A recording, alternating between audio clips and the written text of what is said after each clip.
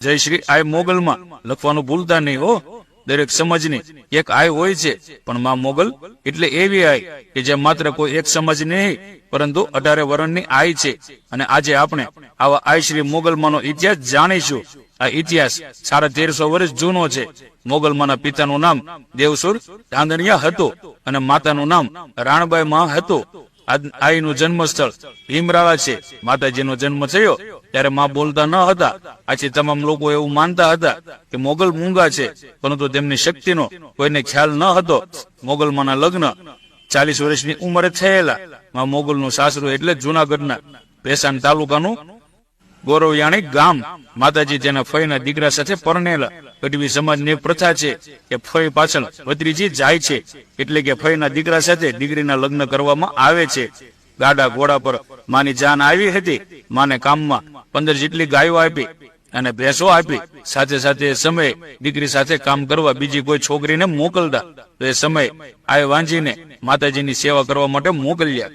તે સમયે માના લગ્ન અખાત રીતના રોજ થયા હતા. પહેલાના સમયમાં અખાત રીતને શ્રેષ્ઠ મુહૂર્ત માનવામાં આવતું હતું. માતાજીની જાન પ્રસ્થાન થઈ એટલે રસ્તામાં ચારણે માતાજીને ઘણા સવાલ પૂછ્યા, પરંતુ મોગલમાં કંઈ બોલ્યા નહીં. એટલે ચારણે વાંજીને પ્રશ્નો પૂછ્યા. એથી વાંજી ચારણ સાથે વાતચીત કરવા માંડી અને તમામ પરિચય પણ આપ્યો. આમ વાતો કરતા કરતા જાણ આગળ વધી. વાંજીએ ચારણને કીધું કે બાપુ, હું કંઈક જાણું છું. એટલે કવિરાજ બોલ્યા, બેટા તું શું જાણે છે? ત્યારે વાંજીએ અળદના દાણા લઈ ઘા કર્યો અને કહ્યું, જો પછી જેમ જળબંબાકાર તૂટી ગઈ હોય અને હળહળાટ પાણી આવતું હોય તેમ જાનૈયા કપડા ઊંચા પકડીને દૂધમાં ડફળ ડફળ હાલવા માંડ્યા અને સાથોસાથ મોગલમાં પણ હાલવા માંડ્યા. જેથી લોકોને થયું કે આમાં લાંબી બુદ્ધિ નીચી, નગર આવું ન કરે. વાંજીએ આ પરચો દેખાડ્યો અને અળદના દાણા નાખી વાંજીએ જંગલ પણ સળગાવ્યું. આમ આગળ વધતા ગયા અને ગામનું પાદર આવ્યું એટલે ઉતારા નાખ્યા. અને બેઠા જ્યારે મોગલમાંના સાસરા પક્ષે સામૈયાની તૈયારી કરી અને ઢોલ નગારા લઈને આવ્યા. પહેલાના સમયમાં એવો નિયમ હતો કે દસૈયું નાહ્યા પછી જ કોઈ નવ ઓઢાના તેના કપડા બદલી શકે, પરંતુ મોગલમાં તેના કપડા તો પહેલા જ બદલી નાખ્યા હતા. ચારણના મનમાં એક વિચાર આવ્યો કે તેમણે વાંજીને કોઈ પણ પ્રકારની શાબાશી ન આપી. એટલે વાંજીની બાજુમાં જઈને કવિરાજ બોલ્યા કે શાબાશ વાંજી, તું તો કામની બાઈ લાગે છે. એટલું બોલી ઊંચો હાથ કરી વાંજીની તાળી લીધી. અને ચારણોના રીતિ રિવાજ અનુસાર પરનારીની તાળી ન લેવાય, તો ચારણે તાળી લીધી અને તાળીનો પટકો પડતા જ મોગલમાંના ભ્રમર ફર્યા. અને માએ સામાન્ય નજર કરી અને ચારણ, આ તો આપણી બેન દીકરી કહેવાય, એની હારે તે હાથ તાળી લીધી. શરમ નથી આવતી? ઉપરાંત કહ્યું કે આ માને જિંદગી પણ તેની સાથે જ કાઢવાની હતી. લોકો આશ્ચર્યચકિત થઈ ગયા અને હાહાકાર મચી ગયો કે મૂંગી આય બોલી. અને જ્યારે માં ઉપાયમાન થયા, માના વાળ ઊંચા થઈ ગયા અને મહાકાળી રૂપ ધારણ કર્યું. મહાકાળીએ મચરાળી મોગલ કાંકળ વાળી લહેર કરે ઉપરના છંદ એટલે મહાકાળી માંથી માં મોગલનું અવતરણ થયું. મોગલના મહાકાળી રૂપનું દર્શન કરી લોકોમાં હાહાકાર મચી ગયો.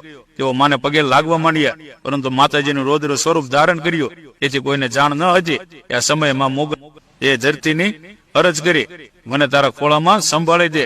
અને ધરતી ફાટવા માંડી. કન્યાદાનના કપડા પહેરેલા અને મોગલ ધીમે ધીમે ધરતીમાં સમાવા લાગ્યા.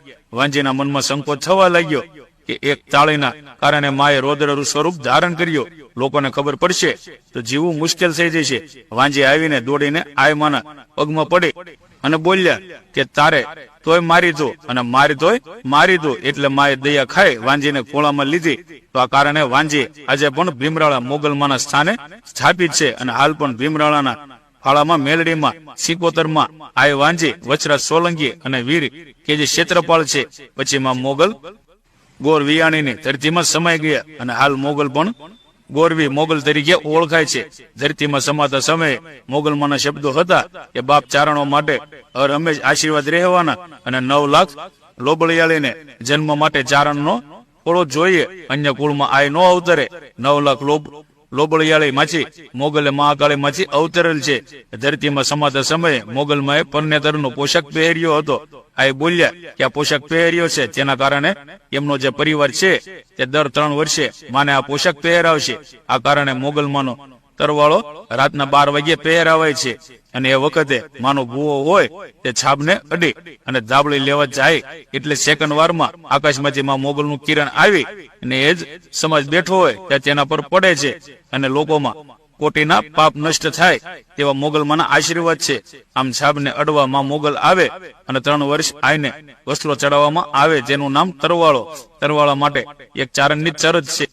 તરવાળા ઓરાવો, મારી તરવાળા ઓરાવો, મોળે મોગલ માને કેજે, આ દાડાણીને કાજે. ઉપર મુજબની ચરજો ચરણોમાં ગવાય છે.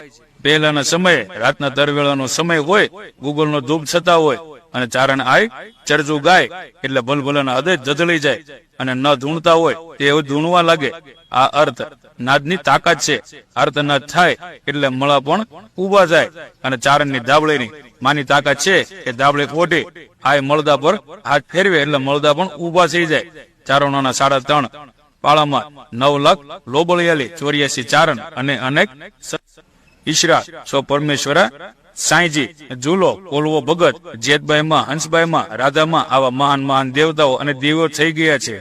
આમ માની ચરજો અલગ અલગ ગામોમાં ગવાય છે, પરંતુ માનો તરવેળો ને માત્ર ચારણ જ પહેરી શકે છે. પરંતુ હાલ ઇતર વર્ગ પણ તરવાળા પહેરવા માંડ્યા છે. ખંભે ધાબળે પણ રાખવા માંડ્યા છે. ધાબળે અને તરવાળાનો મહિમા તો ચારણ જ જાણે. આવી ચારણની જોગમયાઓ ચારણ સમાજમાં થઈ ગઈ. ભારત વર્ષમાં ઘણી જગદંબા પ્રગટ થઈ છે. ગુજરાતમાં મોગલમાં બધાને ફળ આપે છે, પણ મોગલમાં કોણ હતા અને માતાજી કઈ રીતે ચારણ કુંડમાં પૂજાય છે એનો આ સંપૂર્ણ ઇતિહાસ આ છે. તો મિત્રો, વિડીયોના અંતમાં આ એમાં મોગલ લખવાનું